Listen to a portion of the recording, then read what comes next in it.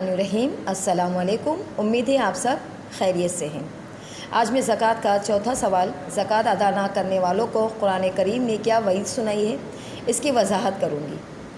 زکوٰۃ ایمان کی نشانی اور قومی زندگی کا ذریعہ ہے۔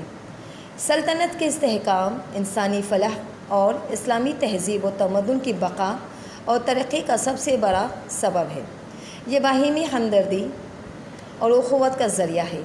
یہ بخل، لالچ، خود غرضی، عداوت، بغض، حسد، دشمنی جیسی بری صفات سے پاک رکھتی ہے۔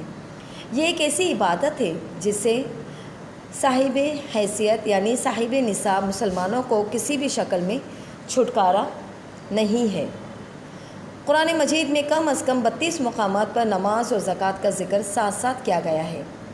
رسول اکرم صلی اللہ علیہ وسلم نے بھی نماز کے بعد جس چیز پر سب سے زیادہ زور دیا وہ زکوٰۃ ہے۔ رسول اللہ صلی اللہ علیہ وسلم کی رحلت کے بعد جب بعض لوگوں نے زکوٰۃ ادا کرنے سے انکار کیا تو حضرت ابوبکر صدیق رضی اللہ تعالیٰ عنہ نے ان کے خلاف جہاد کیا۔ زکوٰۃ ادا نہ کرنے والوں کے خلاف قرآن نے سخت وعید سنائی ہے، جس کا اندازہ قرآن مجید کی ان آیات سے لگایا جا سکتا ہے۔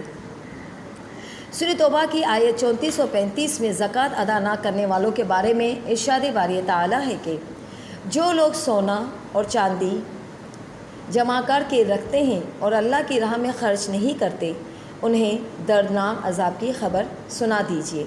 اس دن قیامت کے دن اس کو سونے چاندی کو جہنم کی آگ میں تپایا جائے گا، پھر اس کے ساتھ اس کے چہرے، اس کے پہلو اور اس کی پیٹھوں کو داغا جائے گا اور کہا جائے گا کہ یہ ہے وہ خزانہ جو تم نے اپنے لیے جمع کیا تھا، اب اس کا مزہ چکھو جو تم جمع کرتے رہے تھے۔ جس مال پر زکوٰۃ ادا نہ کی جائے وہ مال نہ صرف عذاب و ذلت کا باعث بنے گا بلکہ جمع کرنے والوں کو قیامت کے دن اسی مال سے داغا بھی جائے گا۔ زکوٰۃ ادا کرنے والوں کے لیے صرف ان کے سونے اور چاندی سے داغا نہیں جائے گا بلکہ انہوں نے جو مال جمع کیا ہوگا وہ اس کے گلے کا طوق بھی بنا دیا جائے گا۔ حضور اکرم صلی اللہ علیہ وسلم نے بھی زکوٰۃ ادا نہ کرنے والوں کو عذاب کی وعید سنائی۔ آپ صلی اللہ علیہ وسلم نے فرمایا، جس شخص کو اللہ تعالیٰ نے مال عطا کیا اور اس نے اس کی زکوٰۃ ادا نہیں کی تو اس کے مال کو قیامت کے دن گنجے سانپ کی شکل میں تبدیل کر دیا جائے گا۔ وہ سانپ اس کے گلے میں طوق بنا کر ڈال دیا جائے گا، پھر وہ اس کی بانچیں پکڑے گا اور کہے گا کہ میں تیرا مال ہوں، میں تیرا خزانہ ہوں۔ ایک اور جگہ قرآن مجید میں ارشاد ربانی ہے کہ جن لوگوں کو اللہ نے اپنے فضل سے مال و دولت سے نوازا ہے اور وہ بخل سے کام لیتے ہیں، اس خیال میں نہ رہیں کہ یہ بخل اور زر پرستی ان کے حق میں بہتر ہے۔ یہ روش ان کے لیے نہایت بری ہے۔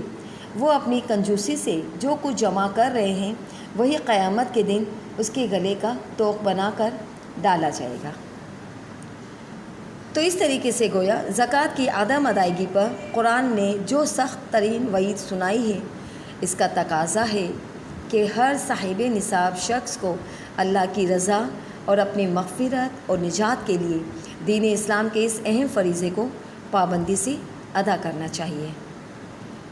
یہ والا سوال کی وجاہت مکمل ہوئی۔ امید ہے آپ کو بہت اچھی طریقے سے سمجھ میں آ گیا ہوگا۔ شکریہ۔